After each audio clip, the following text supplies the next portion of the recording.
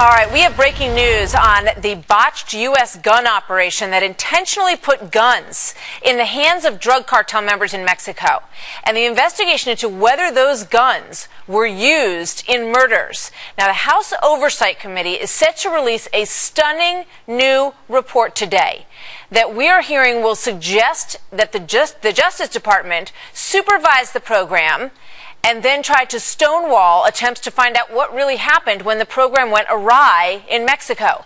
Big story, folks. A lot of details. We're going to break it all down for you. Welcome today to America Live. I'm Martha McCallum, in for Megyn Kelly. So we are now awaiting the official release of this report from the House Oversight Committee on what was called the Operation Fast and Furious.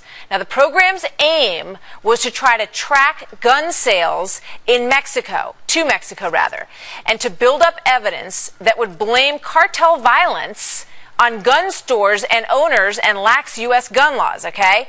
Now, Attorney General Eric Holder claims neither he nor the president authorized this operation that essentially sent guns into Mexico in the hopes of following them and figuring out where they were going, and then they were used for, in murderous ways. So we now know, in fact, that one of these weapons that got over this way, a U.S. weapon, was used to kill a U.S. Border Patrol agent. Terrible story. William Lajeunesse has more for us live from Los Angeles. William.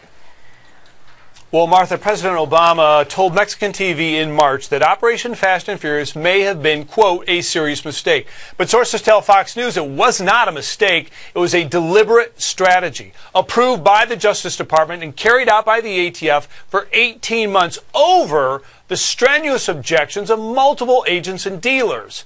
Now, from what I've been told, Mexico is going to be livid, outraged when they see the congressional report that shows that U.S. officials could have cared less when guns they intentionally sent south killed people in Mexico, not just drug dealers, but innocent victims and cops. Now, President Calderon, in a recent Univision interview, soft-pedaled the issue. But after tomorrow's testimony on Capitol Hill by Senator Grassley, the whistleblower agents and the family of Brian Terry, that is not going to be the case. Now, remember, it is illegal to buy a gun for anyone but yourself.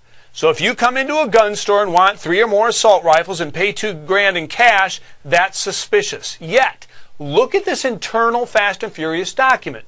In the first column are the names of the gun buyers. In the second column, you'll basically see when Fast and Furious began investigating these guys. The third column is the number of guns they bought before they were targets, 400 guns. In the last column is the number of guns they were allowed to buy while under surveillance, more than 1,300 guns. Why is this important?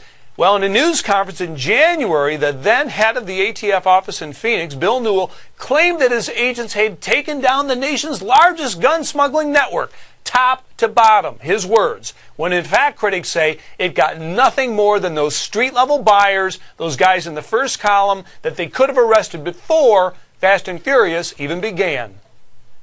We feel very strongly that we have completely dismantled, if not significantly dismantled, a major firearms trafficking organization that was funneling guns in the hundreds. Now, basically, we are told that this story that ATF had repeatedly claimed that they don't let guns walk, that we don't let the guns out of our sight, is entirely untrue. That basically these agents said that is not how we do things, and yet they were overruled and said, let it happen, in hopes that they would get this big fish or take down the whole network, and that never really happened, and they never really surveilled those guns. Boy, it is Martha? Such a disturbing story, and William, you have done fantastic legwork on all of this, and it's really all about to really explode over the course of tonight and tomorrow. So, William, thank you. And we did some digging and found out that the Bureau of Alcohol and Tobacco and Firearms oversaw the sale of more than 1,700 guns to suspected smugglers over the course of 15 months as part of this program.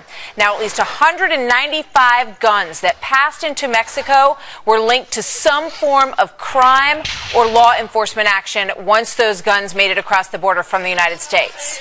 Mexican and U.S. police recovered only about half of the weapons that went out there to the smugglers. One ATF official says, quote, "There is nothing we can do to round up those guns once they are gone." So the second hearing into Operation Fast and Furious is set to take place tomorrow. Family members of Border Patrol agent Brian Terry, who was killed with one of those guns that was sent to a drug cartel, they are going to testify. You'll hear from Brian Terry's family as part of this. We saw this investigation get very tense a couple of weeks ago, back when House Committee Chairman Darrell Issa, who will speak with us later today, accused the Attorney General Eric Holder of ignoring Congress's attempts to figure out what happened here through subpoena. Take a listen. How about the head of the criminal division, Lanny Breuer? Did he authorize it? I'm not sure whether Mr. Breuer authorized it. I mean, you have to understand the way in which the department operates. Although there are operations, this one has gotten a great deal of publicity. Yeah, they're dead Americans as a result of this failed and reckless program. So I would say that it hasn't gotten enough attention, has it, Mr. Attorney General? Not necessarily. I mean, there's an investigation that is underway. I'm aware of that investigation. Let me follow up with a couple of questions. And we'll have to look at that to see exactly what happened with regard to... Well, Mr. Attorney General... I mean, I take very seriously the allegations... Mr. Attorney General, do you take seriously... Mr. Attorney General, do you take seriously a subpoena signed by the Clerk of the House? Of course.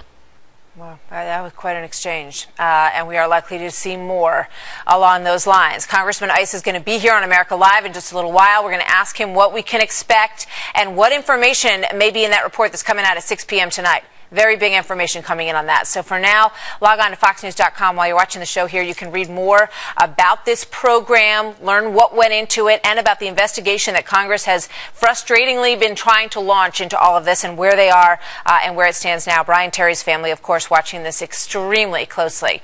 You probably all remember when we reported the news that he had been shot in the line of duty as a Border Patrol agent. Now we know with a gun that was sold to him, that was used against him from the U.S. as part of this program. All right, more on that coming up moments from now.